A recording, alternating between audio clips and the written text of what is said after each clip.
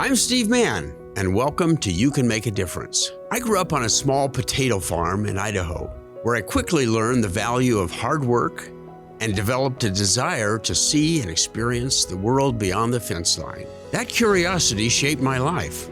Over the years, I've founded or co-founded 4 successful businesses and 4 humanitarian foundations. I've worked with U.S. presidents, built leadership programs, and moved my family across the world to fight HIV/AIDS in Africa, all by being a husband to my amazing wife and raising a beautiful, multiracial family. I've traveled to more than 50 countries, met countless people, and learned from many cultures. Along the way, like you, I've developed beliefs, principles, and values that matter deeply to me, which I want to pass on to my children, grandchildren, and beyond. That's what this channel is about. You Can Make a Difference explores how we pass on wisdom, not just information, by sharing our stories and life experiences. Today's younger generation doesn't need more data. They need context, perspective, and meaning.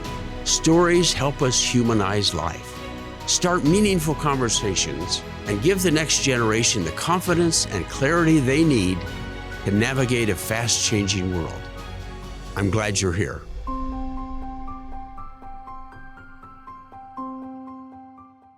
Well, today our guest is Brayden Black. Brayden works in PR and has a Instagram site. And he's especially good for this topic because of the time he spends on his Instagram talking to people and meeting with other people.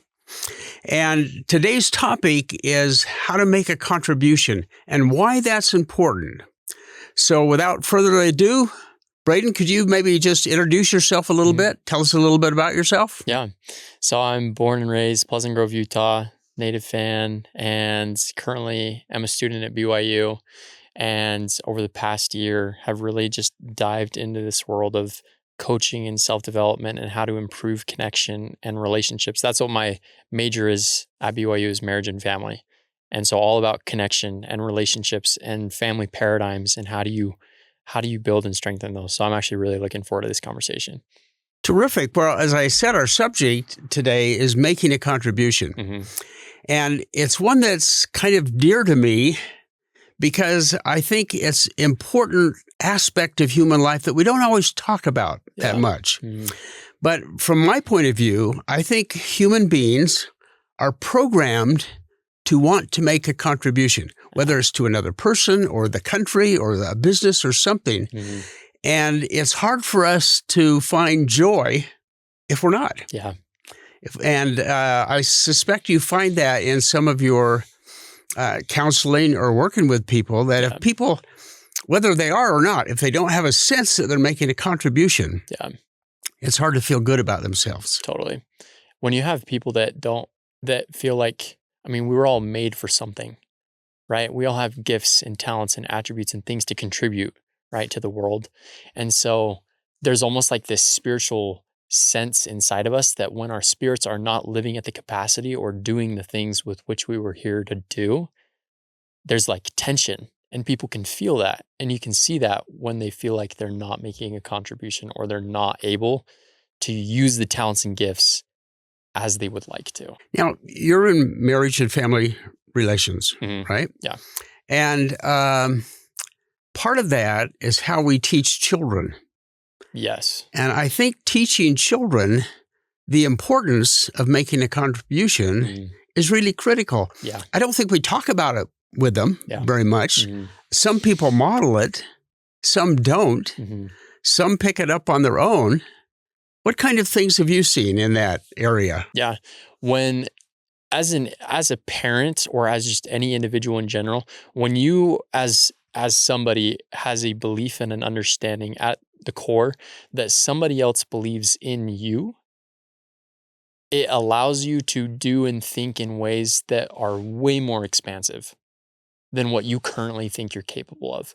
And so as a parent or a guardian or a grandparent, aunt, uncle, cousin, whoever, if you can be proactive about having meaningful connection, but not just meaningful connection, but meaningful like conversations around, I see something in you that you don't yet see.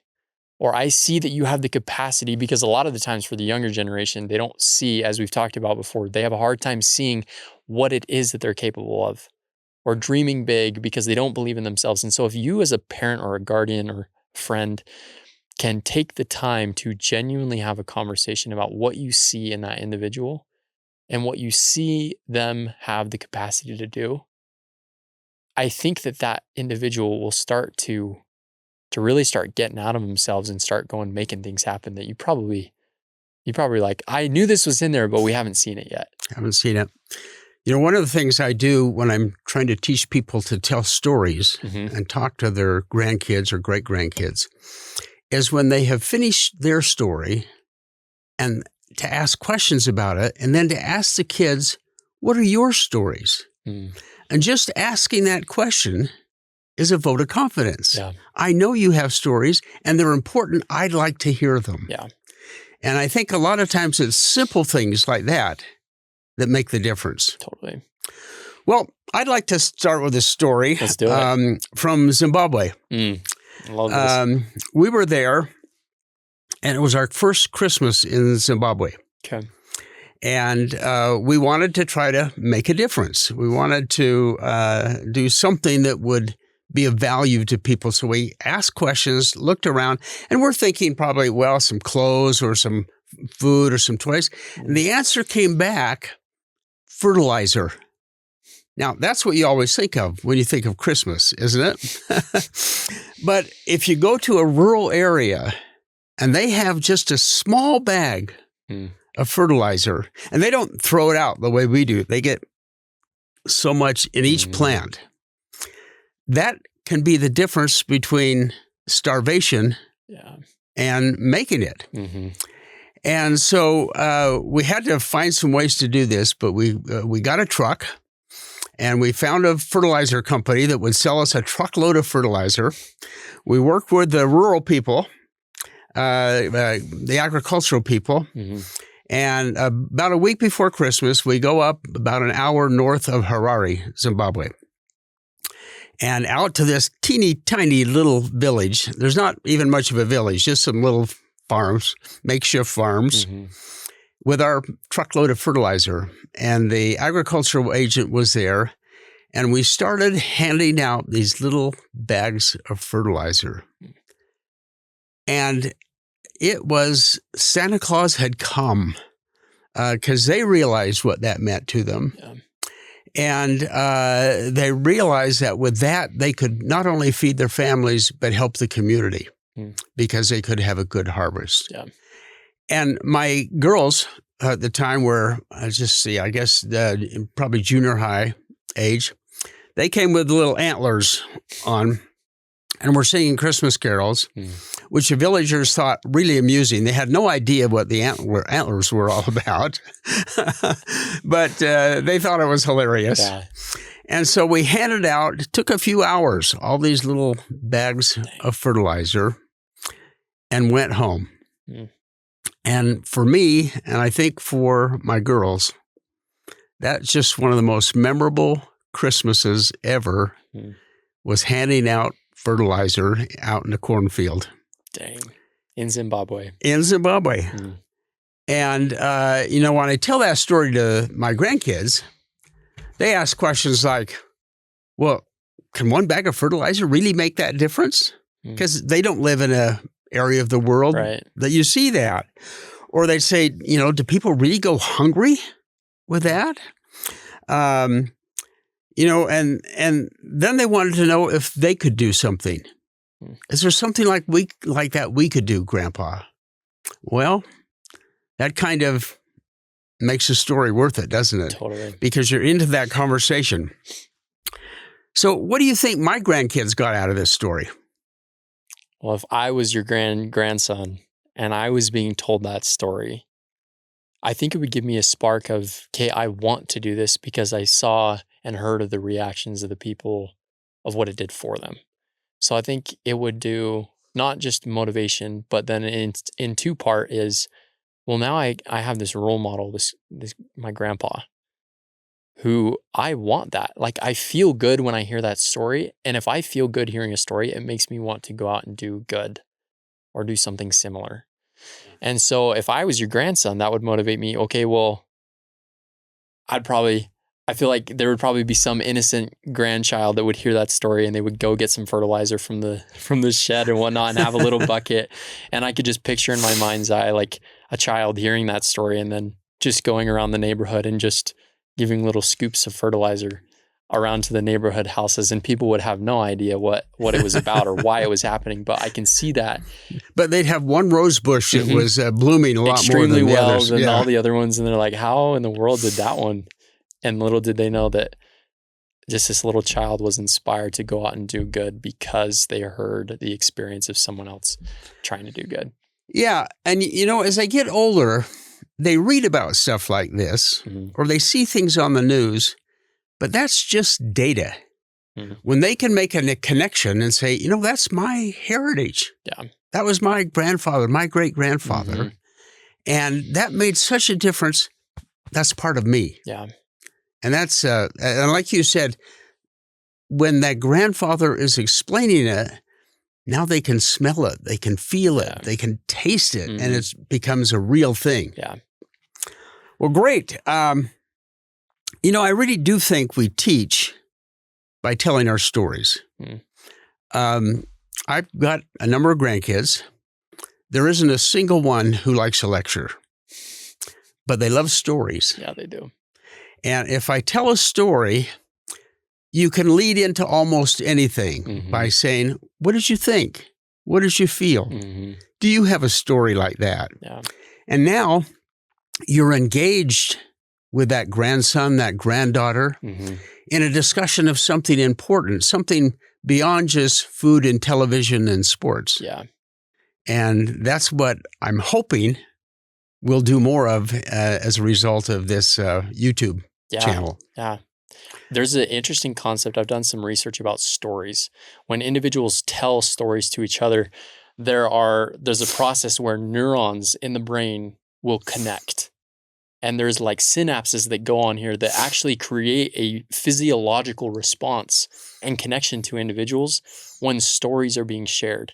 So if you as a parent, as somebody is trying to help a child or a kid understand a principle or a concept or something that you want to teach them, we often say, I used to say as a teacher that, and somebody used to say that students are not containers to be filled, but fires to be ignited. And when you give someone a story, you have this neural connection that's going on and they see, okay, this was a real experience. This isn't just data that's just being thrown at me as do this or don't do that. They can see real life application, because I think that's something that often for my younger generation, the ones below me, having an authentic sense of this is real, it's personal, it's authentic, it's genuine, it's not fake. They can tell when it's fake or when it's made up. Oh, yeah. But a story, I mean, as long as you're not making up the story, but they could probably read through that or not. But giving them a real life experience, real story, does so much good in trying to get those principles across. When you have all that data that says what a difference stories makes, and it's fun, why don't we do it? I think we used to a lot more than we do now. Before there was television and internet. Yeah. Maybe it's because we didn't have any alternatives, so we told stories. Well, to your point too, when you have a parent who's exhausted, who's working all the time, what's easier for you as a parent? To tell your kid to don't do blank or blank, and here's the data about why? Or is it harder to sit down and have a one-on-one conversation with your child and say, here's a story about this principle. Let me really try and get this across to you. That's harder. It takes more time. It takes more effort. But in the long run, if you're really concerned about that outcome that you want at the end, you're going to go with the story. And I think that's where the role of a grandparent comes in. Totally. That often they have more time. Yes. And they can sit down at night while mom's cleaning up or dad's vacuuming or something, or getting ready for the next meeting, and they can sit down and tell some of those stories and initiate some of those conversations. You reminded me of a memory. So my grandpa, amazing storyteller. And as a kid, what my parents did and what the whole family did, is a fairly large extended family. They took a compilation of all of his favorite stories and they put them in a book. And they were given to each of the kids so that their parents could read them to their kids at night, just because grandpa couldn't be in all the homes at one night, right? And what they then started to do is they started to record them all. And so that they just have them on audio tracks and whatnot so that they can send to the kids and they can just listen to them as if grandpa was there. And I'm just thinking about if that's something like you as a grandparent have time to be able to do that, I go for it. Like you could make such a huge contribution. And that's just a thought that I had come in.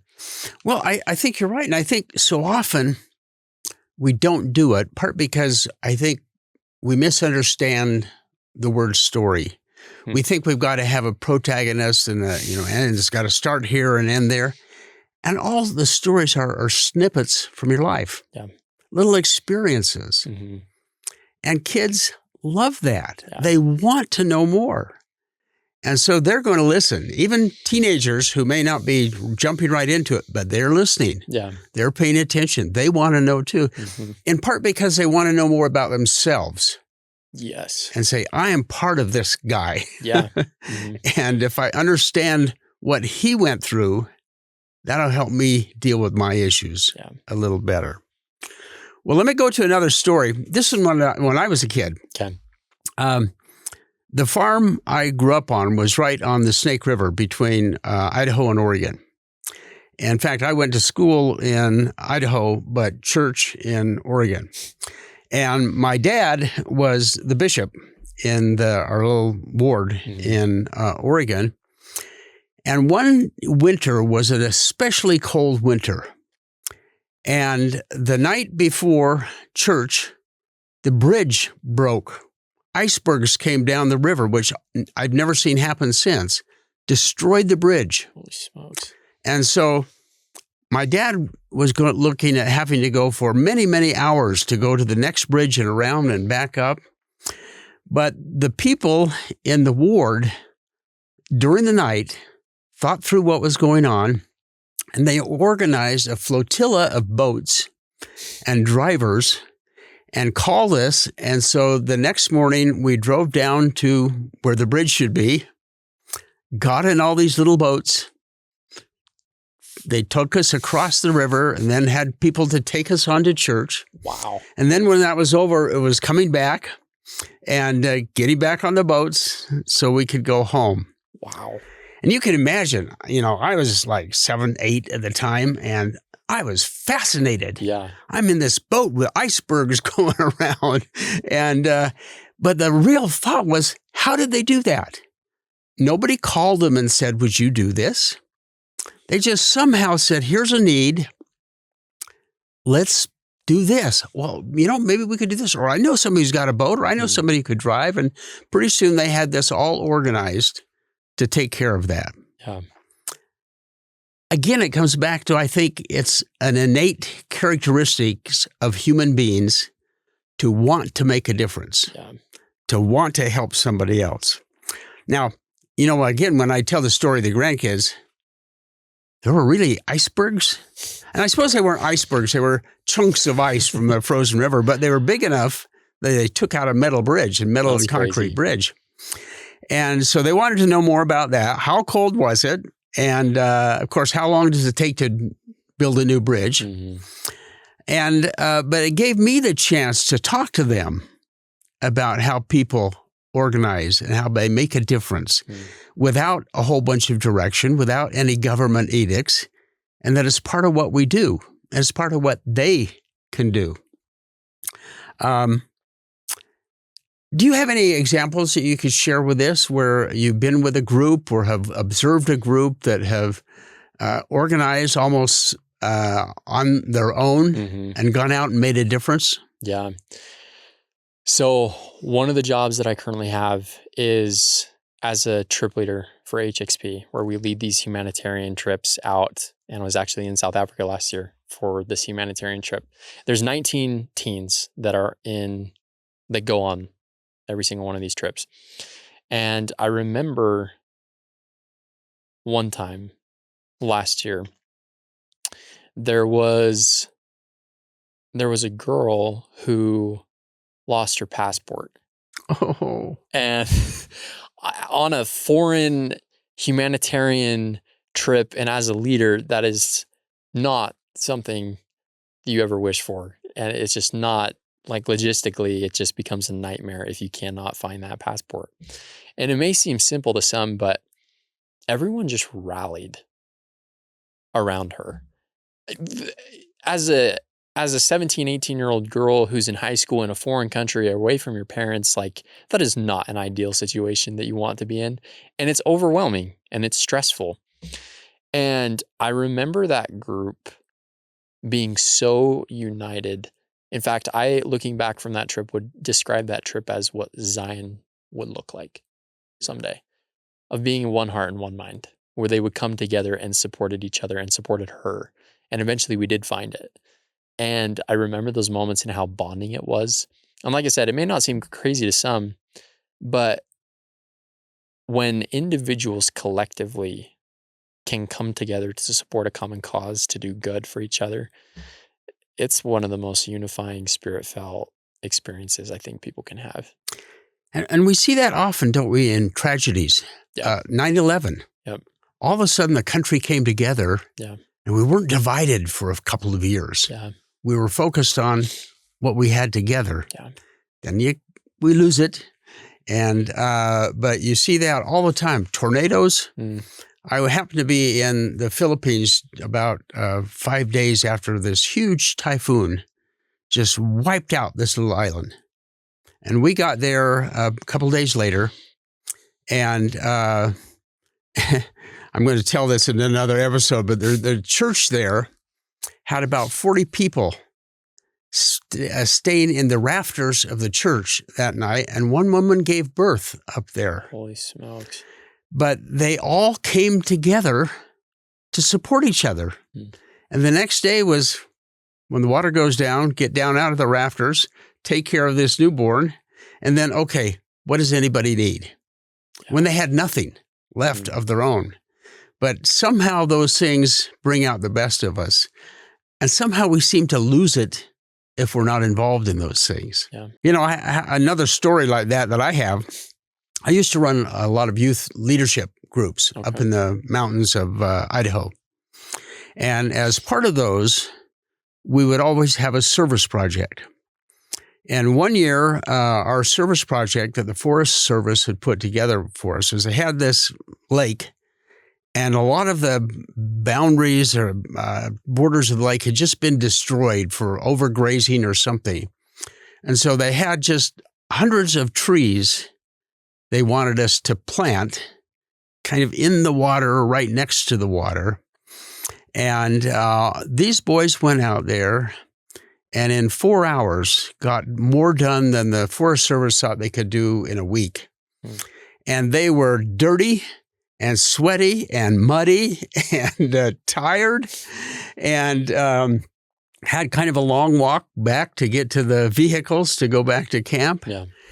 And those were the happiest kids I had ever seen. They knew they had done a good job. They knew they had worked hard.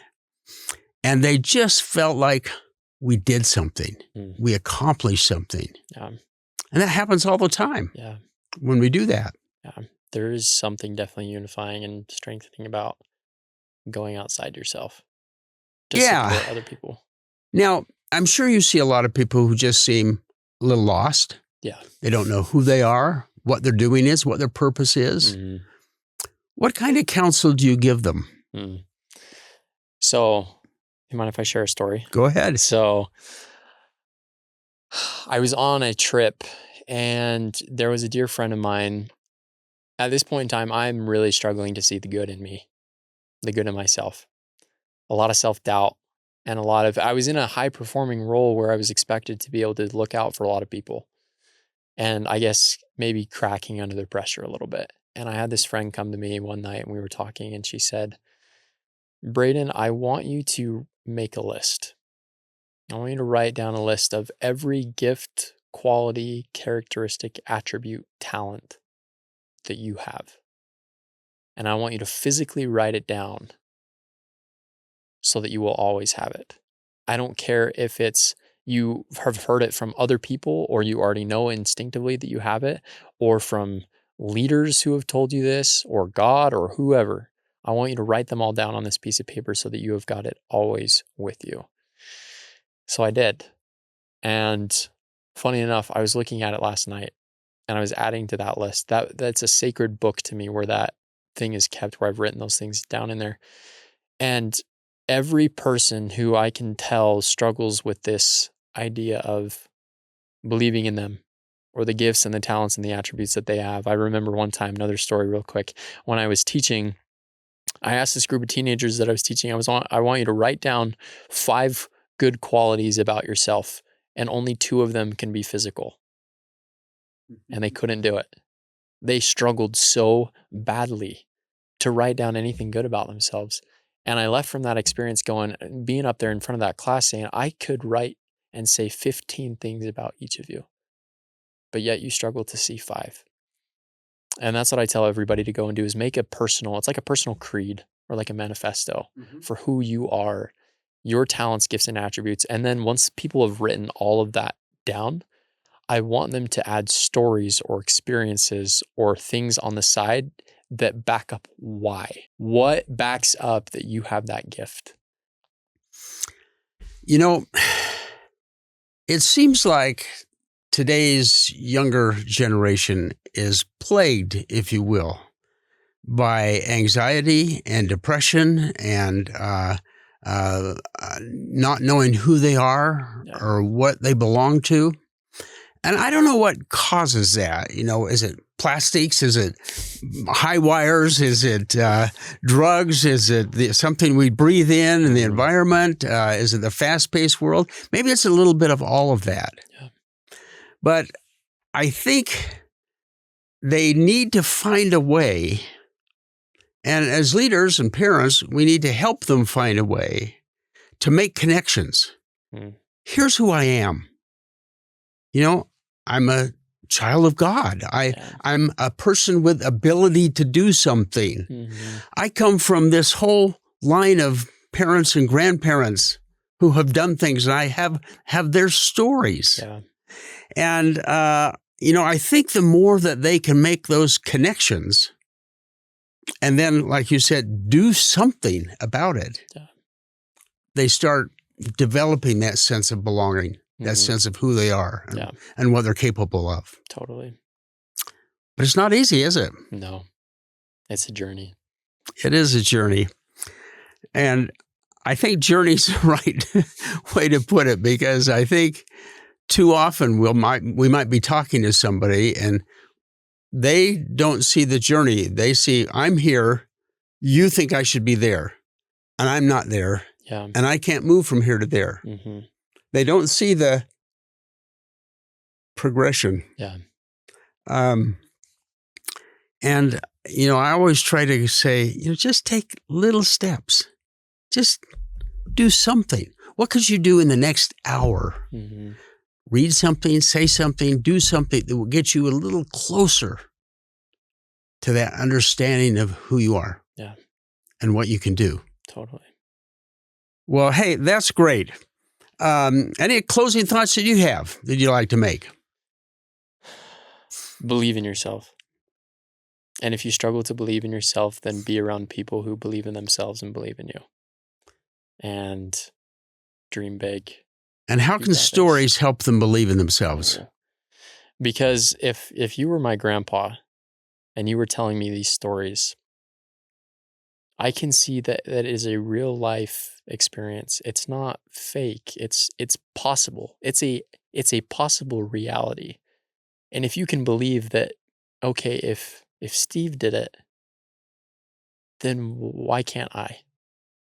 There's this connection right here, this synergy that, okay, if we're of the same lineage, so to speak, and I have this connection to you, if you can do it, then so can I. And so sharing those stories with people that are around you to help them believe in themselves and to make those big changes, I think is one of the best ways Great. to start that. I should say here that I get that quite a lot. Well, if you can do it, anybody can, but not quite in the same tone. Well, I'd like to ask you one more question that I try to ask of all the guests, and that has to do with the title of the show, You Can Make a Difference. And that is, what do you want to do today, this week, this month, this year? What's the thing that's in your mind that you want to do to make a difference? I want to be the best LDS coach in the world. I want to speak internationally to millions of people to help them believe and see what they don't see. I want to be able to lift and inspire and relieve suffering and discomfort that a lot of the times we put on ourselves because of the limiting beliefs and mindsets and experiences that we've had. If I can, as the scriptures would say, go about and do good, and I feel so much fulfillment and joy in doing that, that if that's what my whole life was, that for me would be enough. And that's all that I want to do. That's all. That's a big dream. That's a big dream. It's a big dream. But without that dream, it's never going to happen. But with the dream, the next thing you have to do is, like the people you talk to, is start taking those steps that get you there. Absolutely. Well, Brayden, thank you so much for being on the show. And I hope we have lots of kids and teenagers and parents who listen to this and say to themselves, I need to tell a few more stories. I need to make a few more connections with my grandkids so I can make a difference in their lives. Absolutely. Okay, Brayden, you told me a little story once about the scriptures and the importance of scripture. Could you share that with me? Yeah. So when we go back to that idea of parents wanting to teach principles to their kids, but it's easier to just teach principle and give them data and do this, right? Because it takes more time to tell stories and whatnot. And the thought that I had with that is, okay, look at the scriptures. Imagine that if the scriptures were just data or just principles. Think about your favorite scripture story. Think about the principle that you learned or that you love in that story. Now I want you to imagine the story gone, just the principle. You would not find such connection or meaning with that principle if you didn't have the story. And as we were talking about, why does nobody like Deuteronomy? Because it's just facts and data about temples and curtains need to be this length and what have you. Like, if you as a parent want to teach how God does, because I think God does it pretty well. I would say he's the master at what he does. And so when he's trying to teach principles to his kids, as you as a parent are trying to teach yours, use stories, just as the scriptures did, because I cannot imagine a book that's just contained with just data and principles. We would lose all power in the scriptures. And yet, there's a lot of things that conspire against us to go to data. Yes. We're out of time. We've got to be off to someone. So if we say to our kid, oh, look, do this, because I don't have time to tell you the stories. And so what we get out of that is nothing except a lecture and sometimes some antagonism. Whereas if we skipped all those points and just told one story, same amount of time, but one little story, that would make far more difference than trying to get all that data across. Absolutely. Am I going to be Deuteronomy or am I going to be Genesis? I like Genesis. Good stories in there, and they teach a principle. But if you want to get the principle across and make it meaningful, you have to tell a story. Have to tell stories. Thank you so much. Thank you. That was... In our next episodes, we'll explore other attributes that have shaped our lives and how storytelling can make a real difference in the lives of others. We'll also be inviting guests from all walks of life to share their attributes and stories and how they've tried to pass them on to a younger generation. If you'd like to learn more about me or my book, Stories That Shape Us, visit steve-mann.com. where you can download a free bonus chapter on discussing controversial issues with family and friends, something most of us tend to avoid. You can also share your own stories or attributes you'd like to see us cover here on the channel. Join us next time as we continue exploring how the stories from your life can become a gift of experience for others. And if this episode resonated with you, please subscribe and invite someone you care about to join you. Also, please send us a note on how you are sharing your wisdom with your children and grandchildren. Remember, you can make a difference.